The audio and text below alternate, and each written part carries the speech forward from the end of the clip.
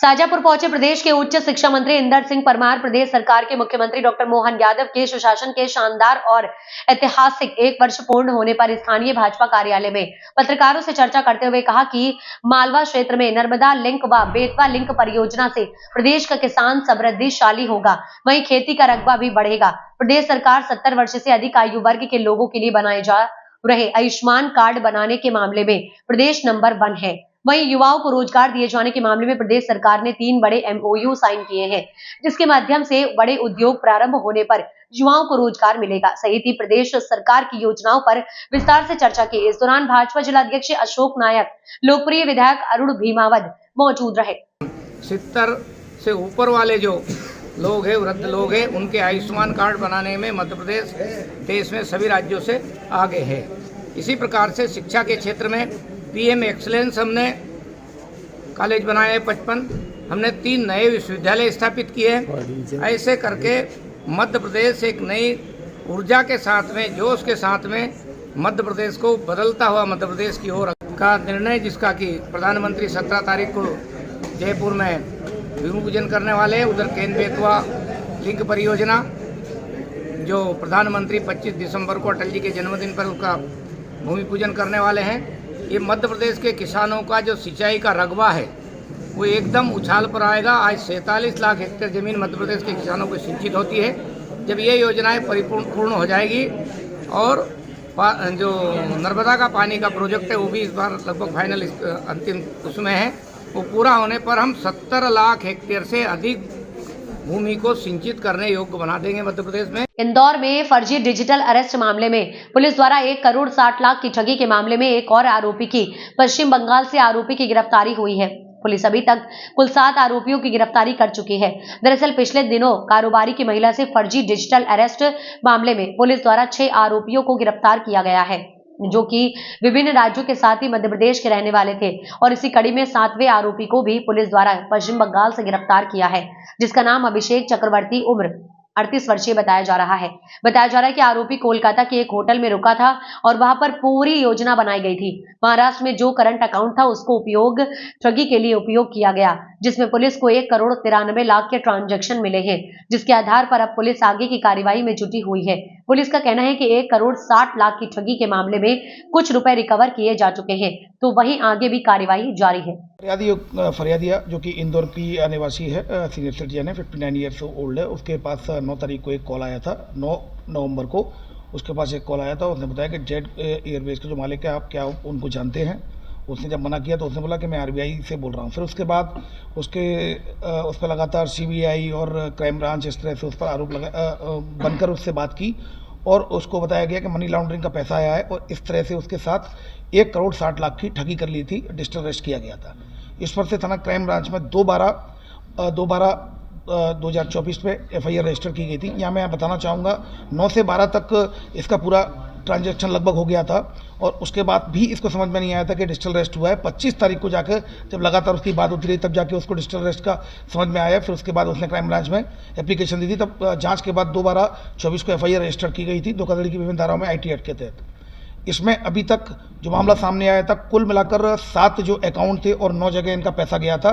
7 account में 7 state में पैसा गया था, जिसमें जो अकाउंट जो यूज हुए थे 7 यूज हुए थे और 9 अकाउंट्स में पैसा गया था। तो इसमें फिर जाकर लगातार दबिश दी पुलिस के द्वारा, जिसमें कि सूरत से 2 आरोपियों को पकड़ा गया था जो अकाउंट होल्डर थे। उसके बाद मैयर से 2 आरोपियों को पकड़ा जो अकाउंट होल्डर थे। फिर जिस सिम का इस्तेमाल किया गया था, जिस मोबाइल से इस्तेमाल किया गया था, वहाँ से नानियाड आनंद गुजरात से पकड़ा एक आरोपी को जो अल्ताफ़ को, जिसको आगे फॉरवर्ड की गई थी वो जो मोबाइल अल्ताफ़ को, उसको खेड़ा से पकड़ा। कुल मिलाकर 6 आरोपी अभी तक इस डिजिटल अरेस्ट में अरेस्ट किए जा चुके हैं। 7वां आरोपी जो कि एक इसमें सबसे जो बड़ा अमाउंट था 1 करोड़ 60 लाख की, जो डिजिटल अरेस्ट में 60 लाख अकेला जो अमाउंट था वो कूच बिहार जो कि पश्चिम बंगाल के नॉर्थ बंगाल का पार्ट है, जो बांग्लादेश असम बॉर्डर है, वहाँ पर इसका अकाउंट था। तो उसमें 60 लाख रुपए जाना बताया था। 2 ट्रांजैक्शन हुए थे 30-30 लाख के, जिसमें 60 लाख रुपए गए थे। इसमें टीम सब इंस्पेक्टर जीवन बारिया के नेतृत्व में ये टीम पूरी गई थी, जिसको पूरा कोऑर्डिनेट एसीपी नीलम कन्नौज के द्वारा किया गया था, साइबर के द्वारा। और ये लगातार बाय रोड गए थे, और ये जो कि कलकत्ता से भी 800 किलोमीटर दूर है, ये बांग्लादेश शासन का बॉर्डर है, वहाँ जाकर इनके द्वारा लोकल पुलिस की मदद से एक आरोपी को, जिसका कि अकाउंट होल्डर था, उसको उठाया। तो उसने अपना नाम अभिषेक चक्रवर्ती बताया। उससे पूछताछ में कई चौंकाने वाले खुलासे हुए। जब उससे पूछताछ की गई, उसको सबसे पहले उससे हिरासत में लेकर गिरफ्तार किया गया एविडेंस के आधार पर, और उसकी ट्रांजिट रिमांड लिया जाकर उसको अभी टीम आज पहुंची है, आज माननीय न्यायालय में पेश करेगी और पीआर लेगी। इसमें जो उसने बताया पूछताछ में, वो ये बताया कि वो कंप्यूटर सेंटर चलाता है वहाँ पर कूच बिहार में। उसके एक फ्रेंड जो कि कलकत्ता में रहने वाला है, उसके द्वारा ये बताया गया था कि अगर तुझे पैसे कमाना है तो तुझे कुछ अकाउंट अपने नाम से खुलवाना पड़ेगा, तो तुझे काफ़ी पैसे मिलेंगे। उसको पैसे की ज़रूरत थी, तो वो लालच में आ गया। तो उसने बोला ठीक है, पैसा मैं अकाउंट खुलवाता हूँ, और उसने बैंक ऑफ महाराष्ट्र में अपना अकाउंट खुलवाया। इसके मित्र, जो कलकत्ता के एक मित्र ने इसको एक अन्य व्यक्ति से मिलाया जो कि होटल में रुका हुआ था। जब ये होटल में मिलने गया तो उससे मना कर दिया, क्योंकि आपकी लिमिट 50 लाख है, तो आपका ये खाता नहीं चल पाएगा, आपको कॉरपोरेट का अकाउंट खुलवाना पड़ेगा।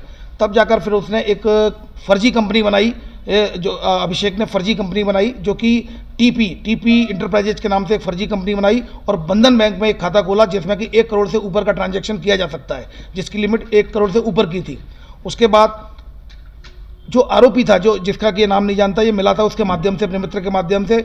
उसके द्वारा ये बताया गया कि तुम्हें ट्रांजैक्शन यहाँ से नहीं करना है, तुम्हें ट्रांजैक्शन लखनऊ से करना है। तो फिर इसको कलकत्ता बुलाया गया, कूच बिहार से कलकत्ता गया, लेकिन तभी फ़ोन आया, लास्ट मोमेंट पर उन्होंने स्पॉट चेंज कर दिया और ये बोला कि आप लखनऊ नहीं, सीधे पूना जाएंगे, क्योंकि अगर आप पूना से करेंगे, वहाँ का VPN यूज करेंगे, वहाँ से जब ट्रांजैक्शन करेंगे तो पुलिस को शक नहीं होगा, क्योंकि यही एड्रेस आपका कूच बिहार का एड्रेस आएगा, वहीं की IP आएगी, तुम पर शक हो जाएगा। तो इस वजह से इनको पूना भेजा गया, जहाँ पर 2 अन्य व्यक्ति मिले और इसको एक रूम में ले गए। जो रूम में रुके हुए थे, वहाँ रूम में इसका मोबाइल था। इसका मोबाइल जब इसमें मैसेज आता, तब वो मोबाइल उससे वापस ले लेते थे। इसको अपने साथ रखा, दिन भर अपने साथ रखा। रात के बाद 13 तारीख की इसको सुबह छोड़ा था। ज्ञात रहे 12 तारीख को इनको साथ में रखा था। 12 तारीख को ही इसकी जो डिजिटल अरेस्ट की जो 60 लाख की राशि उस अकाउंट में गई थी। उसी दिन आप देखेंगे 11 तारीख तक उस जो नया अकाउंट खुलवाया था बंधन बैंक में, 11 तारीख तक कोई भी उसमें बैलेंस नहीं आया था, लेकिन उसी दिन 60 लाख रुपए हमारे यहाँ का जो डिजिटल अरेस्ट है वहाँ का आया। और इसके अलावा 7 अन्य स्टेटों में भी फ्रॉड हुआ है। कुल मिलाकर एक ही दिन में 1 करोड़ 93 लाख का उसमें ट्रांजैक्शन हुआ था, और ये साथ में ही बैठा हुआ था। इसके द्वारा बताया गया कि वो लोग मुझसे मोबाइल ले लेते थे जब ट्रांजैक्शन होता था, और ऊपर कहीं रिपोर्ट करते थे कि इतना पैसा आ गया है। फिर उसके बाद ये रात में रुकने के बाद ये वापस आ गया कलकत्ता, और कूच बिहार वापस आ गया। इससे 2.5 लाख रुपए का इसकी बात हुई थी, जिसका अभी इसने पूछताछ में बताया कि मुझे मात्र 25,000 रुपये ही मिले हैं। अभी इसको वेरीफाई कर रहे हैं कि इसको कितना अमाउंट मिला है। कुल मिलाकर ये बात स्पष्ट हो गई है कि ये इनका गैंग का न केवल अकाउंट होल्डर था, बल्कि ये उसका पार्ट भी था, क्योंकि साथ में बैठ के इसके द्वारा ट्रांजैक्शन किए। ये बात भी सही है, जिस तरीके से हम लोग आपस में डिस्कशन करते थे, मीडिया को भी इस बात में ज्ञात होगा कि ये टीम अलग होती है। अब जो ट्रांजैक्शन रिसीव कर रही थी, जो वहाँ से जो जितने भी पैसे आ रहे थे उनको तुरंत अन्य अकाउंटों में ट्रांसफ़र करना, वो टीम अलग होती है। अब वो ऊपर रिपोर्ट कर रहे थे, वो अब चूँकि इंदौर पुलिस वहाँ तक पहुँच चुकी है जहाँ ट्रांजैक्शन चल रहे थे। अब इससे ऊपर की जो होती है, जहाँ धमकाते हैं, वीडियो कॉल करते हैं, जल्दी ही पुलिस को कुछ ऐसे सुराग मिले हैं जिसके आधार पर पुलिस पूछताछ करेगी। फिलहाल 7 अन्य स्टेटों में भी इस तरह के अपराध हुए हैं। 1 करोड़ 93 लाख की राशि थी, जिसमें 60 लाख इंदौर क्राइम ब्रांच में जो शेयर कारोबारी जो लेडी थी उनकी है। और तो अन्य जो शेष बची हुई जो राशि है, वो शेष बची हुई राशि भी जो भारत के 7 अलग अलग राज्यों में स्कैम हुए हैं उसकी राशि शामिल है। कुल मिलाकर डिजिटल अरेस्ट में ये जो 1 करोड़ 60 लाख के फ्रॉड में 7वीं गिरफ्तारी है। इसमें हमारी टीमें लगातार ऑल ओवर इंडिया में अलग अलग स्टेट्स में दबिश दे रही हैं। और ये भी बताना चाहूँगा, 60 लाख रुपए उस कमरे में जब ये बैठा हुआ था, तो इसने अपने ही मोबाइल से अलग अलग 10 से अधिक अकाउंट्स में उन 60 लाख को ट्रांसफ़र कर दिया था। 1 रुपया भी इसके अकाउंट में नहीं बचा था। खरगोन शहर के निजी स्कूल संस्थान द्वारा 20 से अधिक स्कूल के हजारों विद्यार्थियों ने देश की सुख शांति समृद्धि की प्रार्थना के साथ हनुमान चालीसा का सामूहिक पाठ कर वर्ल्ड रिकॉर्ड बनाया और नाम दर्ज कराया। स्कूल परिसर में हजारों स्कूली विद्यार्थी एकत्रित होकर हनुमान चालीसा का सामूहिक पाठ किया, जिसके निरीक्षण के लिए golden book of world records के एशिया प्रमुख कार्यालय के प्रतिनिधि भी पहुंचे। हनुमान चालीसा का पाठ भारतीय संस्कृति में विशेष महत्व रखता है। तुलसीदास जी द्वारा रचित हनुमान चालीसा में हनुमान जी की महानता, शक्ति, भक्ति, उनके समर्पण और उनकी लीलाओं का वर्णन है। हनुमान चालीसा का पाठ करने से श्रद्धालुओं को मानसिक शांति, आत्मबल और सकारात्मक ऊर्जा का अनुभव होता है। भगवान हनुमान जी को संकट मोचक कहा जाता है, इसलिए विश्वास किया जाता है कि हनुमान चालीसा का पाठ करने से आत्म संयम और साहस बढ़ता है तथा सभी प्रकार के संकट और बाधाएं दूर होती हैं। आदित्य इंटरनेशनल स्कूल के संचालक अशोक दीक्षित ने जानकारी देते हुए बताया कि आदित्य इंटरनेशनल स्कूल परिसर में हजारों स्कूली विद्यार्थी एकत्रित होकर देशवासियों के सुख, शांति और समृद्धि की प्रार्थना के साथ हनुमान चालीसा का सामूहिक पाठ किया, जिसे निरीक्षण के लिए golden book of world records के एशिया प्रमुख कार्यालय के प्रतिनिधि भी उपस्थित हुए। हजारों विद्यार्थियों ने सामूहिक किया हनुमान चालीसा का पाठ, गोल्डन बुक ऑफ रिकॉर्ड्स बनाया। भारत एक गौरवशाली देश है। हम सब भारतीय आध्यात्मिकता में विश्वास करते हैं, परस्पर देवोभाव की भावना के साथ एक दूसरे को सहयोग करने में विश्वास करते हैं। इसी प्रार्थना के साथ आज आदित्य इंटरनेशनल स्कूल परिसर में खरगोन के 20 से अधिक स्कूलों के लगभग 5000 विद्यार्थी एकत्रित होकर हनुमान चालीसा का सामूहिक पाठ किया और प्रार्थना करी, हर भारतवासी सुखी हो, समृद्धशाली जीवन जिए, निरोगी है, एक दूसरे को सहयोग करे, सभी सफलता के पथ पर अग्रसर हो, सभी को भौतिक और आध्यात्मिक उन्नति प्राप्त हो। वर्ष 2024 समापन की ओर है। हम 2025 को नए संकल्पों के साथ, नए उत्साह से, नवीन ऊर्जा के साथ जीने के उद्देश्य से आज हम सब ने सामूहिक रूप से प्रार्थना करते हुए वर्ल्ड रिकॉर्ड बनाया और यह गौरव खरगोन नगर को प्राप्त हुआ। ये हमारे लिए गर्व की बात है। खरगोन नगर को गौरव प्राप्त हुआ है आदित्य इंटरनेशनल स्कूल के माध्यम से। आप क्या संदेश देना चाहते हैं? हम आदित्य इंटरनेशनल स्कूल के माध्यम से पूरे खरगोन को, भारतवर्ष को संदेश देना चाहते हैं कि हम सब सकारात्मक विचारों के साथ, नई योजना के साथ, नए संकल्पों के साथ परस्पर सहयोग करते हुए भाईचारे और सौहार्द की भावना के साथ उन्नति के पथ पर कदम बढ़ाएं। हम में बहुत ऊर्जा है, उत्साह है। हम सब एक साथ मिलकर सामूहिक रूप से कार्य करेंगे तो विश्व मंच को, भारत को हम सर्वताज बनाएंगे, सर्वोत्तम देश बना पाएंगे। अशोक दीक्षित, संचालक, आदित्य इंटरनेशनल स्कूल। बनावर में न्यायालय परिसर में नेशनल लोक अदालत में विभिन्न विभागों की समझौते के तहत लाखों रुपए की वसूली हुई। नेशनल लोक अदालत का शुभारंभ प्रथम सत्र जिला न्यायाधीश न्यायालय भूपेंद्र नकवाल, न्यायाधीश द्वितीय अमित भूरिया, व्यवहार न्यायाधीश वर्ग प्रथम नरेंद्र कुमार भंडारी, न्यायाधीश वर्ग द्वितीय कृष्णा बोहरा, द्वितीय श्री रूही एजाज ने मां सरस्वती जी की प्रतिमा पर दीप प्रज्वलित कर व पुष्प हार चढ़ाकर शुभारंभ किया। बृहद नेशनल लोक अदालत में मनावर तहसील के विभिन्न न्यायालयों में चल रहे कुल 213 दांडिक एवं सिविल प्रकरणों में सुलह समझौता के आधार पर कार्रवाई करते हुए पक्षकारों के बीच विवाद का वैकल्पिक एवं सम्मानजनक समाधान दिया गया। बैंक, विद्युत कंपनी, नगर पालिका परिषद आदि के 356 मामलों में 3,48,48,433 रुपए की वसूली हुई और मोटर दुर्घटना दावे के कुल 57 मामले सहित विभिन्न मामलों में 2,75,37,508 रुपए के अवार्ड एवं सहायता पक्षकारों को पहुंचाई गई। सिविल न्यायालय तहसील परिसर में पूरे दिन चहलकदमी बनी रही। नोटिस हाथ में लिए पक्षकार अपने मुकदमों के सम्मानजनक हल की आस में सुबह से ही न्यायालय पहुंच गए थे। विपक्षी के आने पर न्यायालय के समक्ष हाजिर हुए और थोड़ी सी समझाइश ली और सूझबूझ दिखाई तो मामला बन गया। न्यायालय में चल रहे ऐसे 198 प्रकरणों में अंतिम रूप से निराकरण किया गया है। मोटर दुर्घटना के प्रकरणों में सबसे अधिक 1,73,93,900 रुपए के अवार्ड पारित हुए। चौक अनादरण के 45, विद्युत कंपनी के 19, नियमित दांडिक प्रकरणों में 78 तथा पारिवारिक मामलों के कुल 7 प्रकरण सहित अन्य विभिन्न सिविल एवं दांडिक प्रकरणों का निराकरण आज नेशनल लोक अदालत में किया गया। अदालत परिसर में विभिन्न बैंकों, सहकारी साख संस्थाओं, विद्युत कंपनी, नगर पालिका परिषद आदि के पंडाल में पूरे दिन हितग्राहियों की भीड़ जमा रही।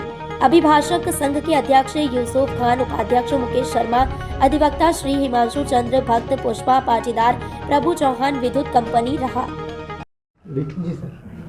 आज इस साल की जो है सबसे आखिरी नेशनल लोक अदालत थी और बड़ी खुशी की बात है कि हमने जो टारगेट हमने लेके चले थे उसको हम अचीव कर पाए हैं।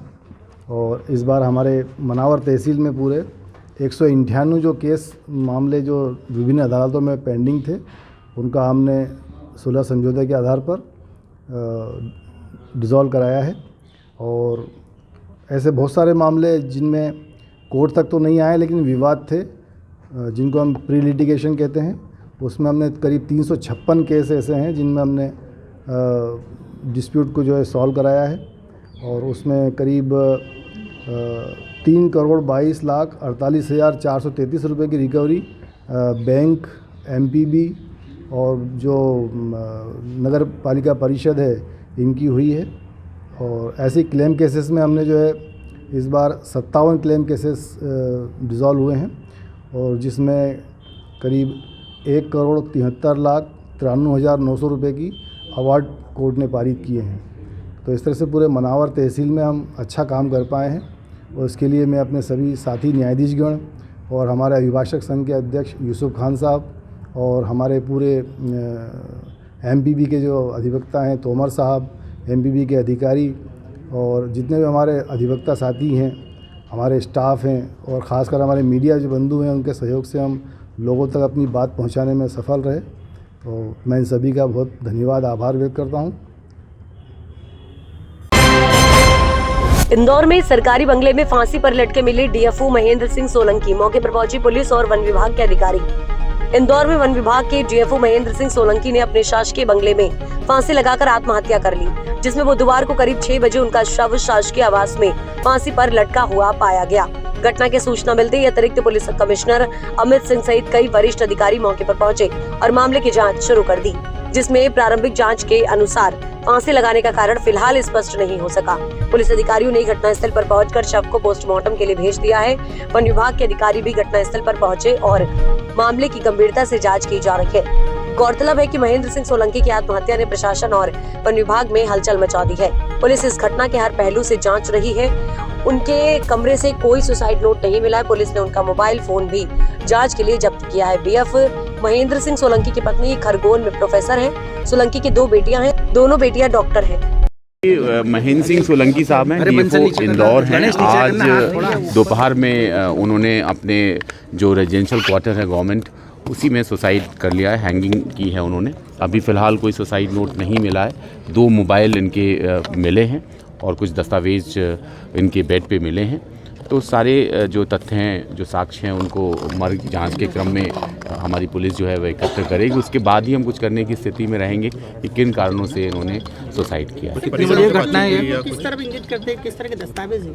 दस्तावेज गवर्नमेंट जो प्रोसीडिंग्स के हैं, विभागीय कार्रवाई से रिलेटेड है, वो मिले हैं। तो वो संभवतः अध्ययन के लिए अपने पास लेके आए होंगे। और 2 मोबाइल जो डीएफओ साहब यूज़ करते थे वो भी बेड पे मिले हैं। तो दोनों का साइबर से फोरेंसिक मोबाइल फोरेंसिक से पूरी जांच करवाएंगे और सारे जो व्हाट्सएप चैटिंग है, कॉल्स हैं, उनका विश्लेषण करेंगे और उसके बाद फिर हम जो अन्य साक्ष्य हैं उनको कोलैबोरेट करके इस स्थिति में आएंगे कि इनकी सुसाइड का कारण क्या है। सर कितनी बजे घटना है? कितनी बजे घटना? ऐसी भी जानकारी आई है इनके कुछ? वीडियो कॉल बहुत से थे, वीडियो कॉल थे। लगभग 12 बजे, 12:30 बजे के बाद किसी भी तरह की कॉल उन्होंने रिसीव नहीं किया है। तो वो पूछने के बाद उनसे पता चलेगा कि क्यों वो कॉल की जा रही थी, क्या कारण था। कई बार लोग परिचित जब ऐसी सूचना मिलते हैं तो कॉल करते हैं, लेकिन 12, 12:30 बजे के बाद से किसी भी तरह की कॉल रिसीव नहीं की गई। कितने बजे घटना?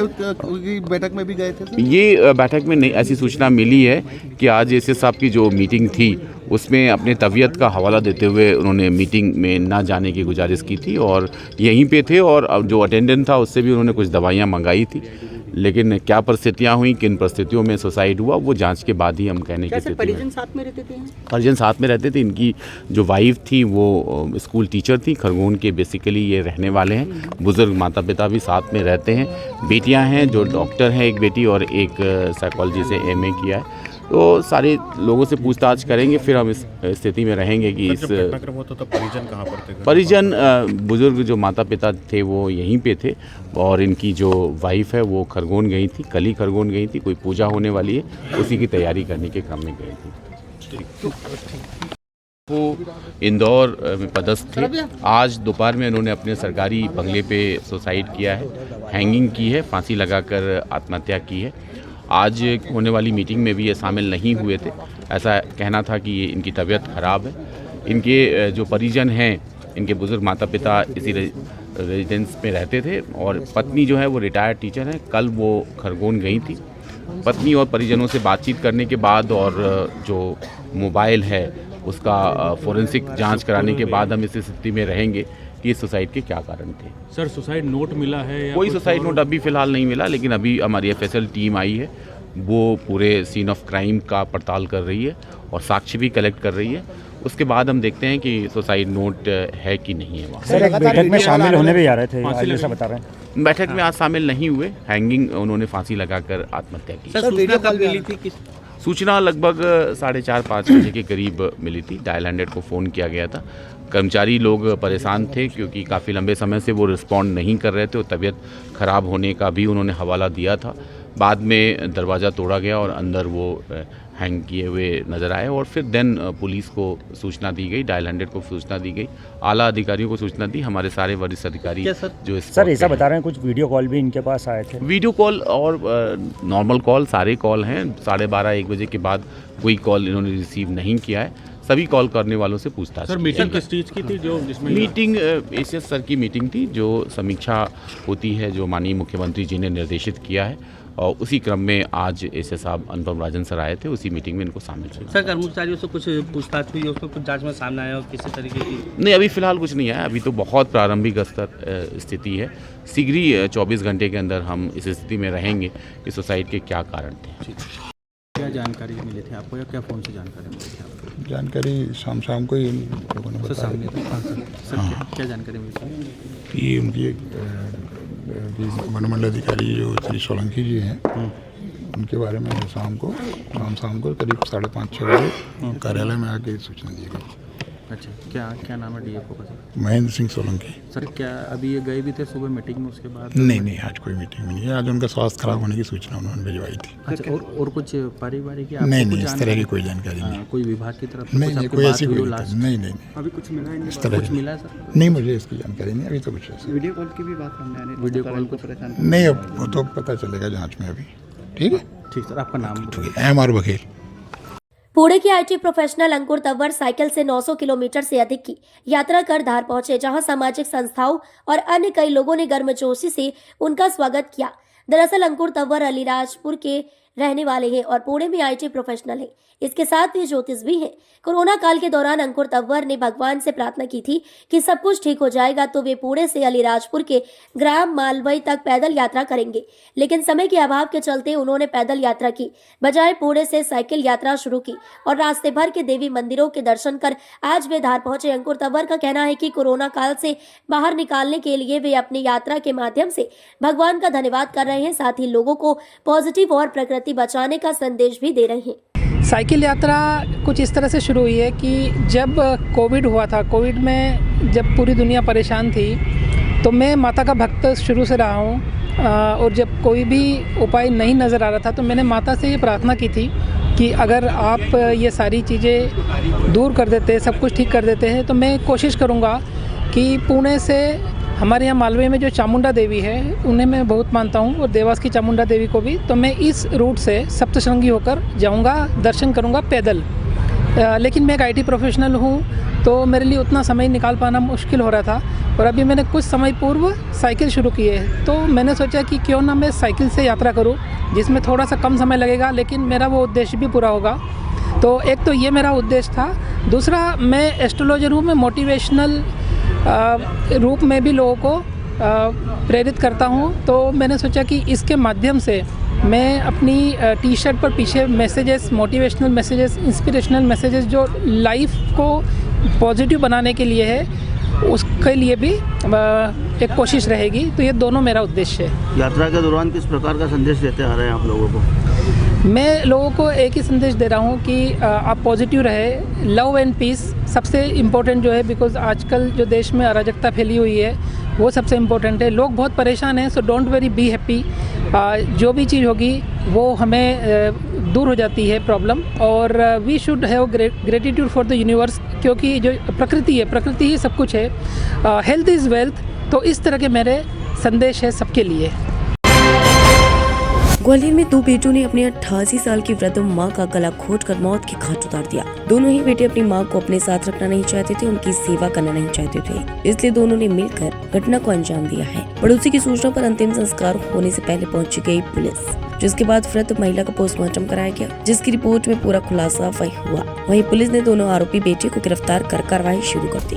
दरअसल ग्वालियर थाना क्षेत्र के राय कॉलोनी में रहने वाले 88 साल की वृद्ध महिला कमला कोस्टा अपने दो बेटों डालचंद कोस्टा और पप्पू उर्फ प्रेम नारायण कोष्ठा का साथ दे रही है। तभी 9 दिसंबर को उसकी अचानक मौत हो गई, जिसके बाद दोनों बेटे अपनी मां की नेचुरल मौत बताकर उनका अंतिम संस्कार करने के लिए जा रहे थे, लेकिन पड़ोसियों को कोई शंका हुई तो पड़ोसी ने पुलिस को सूचना दी, जिसके बाद पुलिस अंतिम संस्कार होने से पहले ही मौके पर पहुंच गई और मर्ग कायम कर शव को अपनी निगरानी में लेकर पोस्टमार्टम के लिए पोस्टमार्टम हाउस पहुंचाया गया। वहीं पोस्टमार्टम में रिपोर्ट खुलासा हुआ कि महिला की गला दबाकर हत्या की गई है, जिसके बाद पुलिस ने दोनों बेटों को हिरासत में लिया और उनसे पूछताछ की तो पता चला कि दोनों बेटों ही ने अपनी वृद्ध मां को अपने साथ रखना नहीं चाहते थे, उनकी सेवा नहीं करना चाहते थे और इसी बात को लेकर पहले भी कई बार विवाद हो चुका है। इसलिए दोनों भाइयों ने पहले शराब पी और शराब के नशे में मां की गला घोंटकर घटना को अंजाम दिया, जिसके बाद पुलिस ने दोनों आरोपी बेटे डालचंद कोष्ठा और पप्पू उर्फ प्रेम नारायण कोष्ठा के खिलाफ हत्या का मामला दर्ज कर कार्रवाई शुरू कर दी है।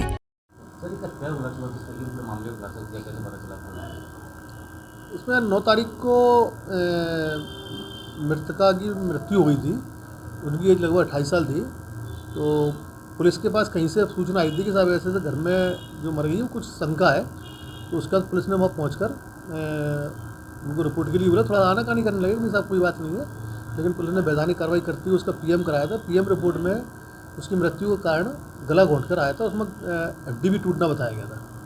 उसके बाद उसके बड़े लड़के की तरफ से मर्ग कायम करवा के फिर विवेचना की गई, जो उसमें जांच में ये पाया गया कि उसके 2 लड़कों ने मिलकर उसकी हत्या करी है। दोनों लड़कों को गिरफ्तार भी कर लिया है और जो अग्रिम वैधानिक कार्रवाई है वो की जा रही है।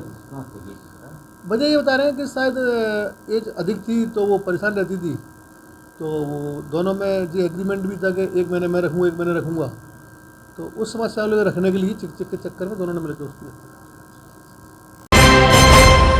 बड़ी खबर आ रही है धार से। देर रात इंदौर लोकायुक्त ने डॉक्टर को 25,000 रुपए की रिश्वत लेते हुए रंगे हाथ पकड़ा।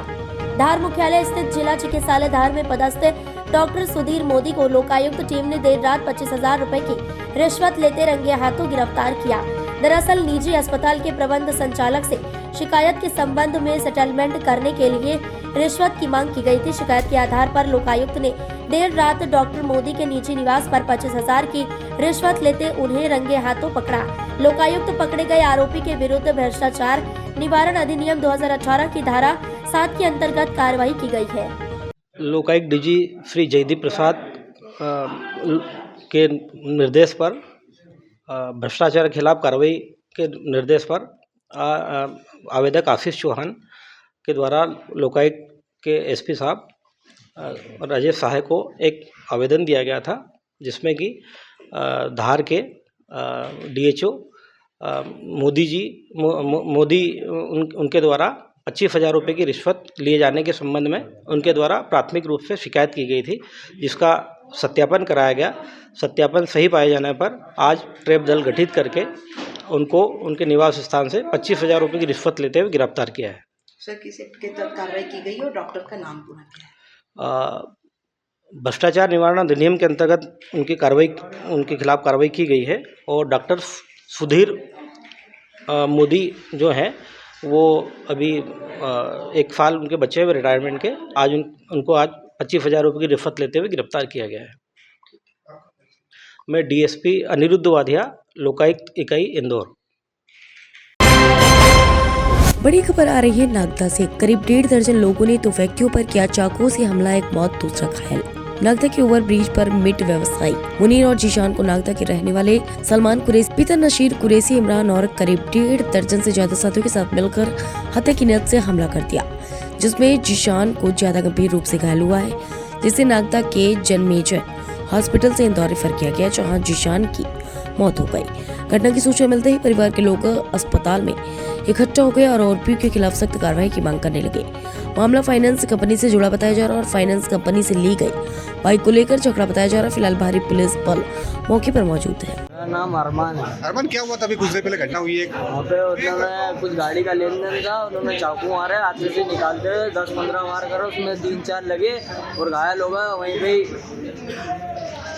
तो कौन कौन आए थे, कौन कितने लोग सारे थे 15-20 जने थे। और नाम क्या था? सारे कुरैशी थे, जितने भी सारे कुरैशी थे, जितनी भी मटन की दुकान है वहाँ पे सारे कुरैशी थे जितने भी थे। अच्छा अच्छा, तो पहचानते हो, एक दो नाम पहचानते हो? हाँ, सलमान कुरैशी, उसका वो अनवर काकले के दोनों तीनों छोरे सारे थे, सब थे, सारे जितने भी थे सब। तो किस बात को लेके हुआ था ये गाड़ी के लेन देन के चक्कर में था, हमने दी थी और कोई चोरी करके ले गया और उन्होंने बोला कि गाड़ी हमारे यहाँ से लेके चले गए। अच्छा, तो इसी बात पे जरा सी बात हुआ। हाँ, और उन्होंने रिपोर्ट भी नहीं लगाई थी थाने में। तो कितनी देर पहले की घटना है ये कल रात की घटना है कि कल रात में उनके यहाँ से कोई गाड़ी चोरी करके ले गया और यहाँ पे आए और उन्होंने चाकू मारना स्टार्ट कर दिया डायरेक्ट आके। और अभी कितने बजे की हुआ था ये? ये अभी बस आते का 1 घंटे पहले की बात है।